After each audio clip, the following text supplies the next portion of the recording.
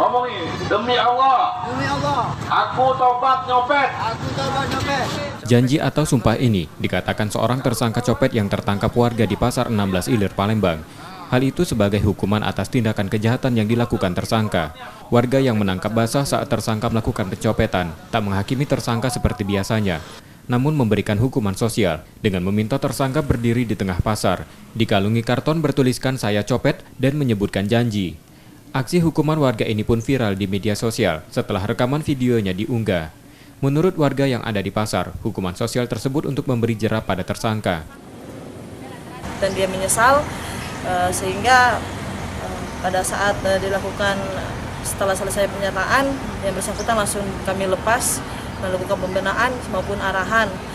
Sementara tindak lanjut tetap akan kami pantau berdasarkan surat pernyataan yang dari bersangkutan.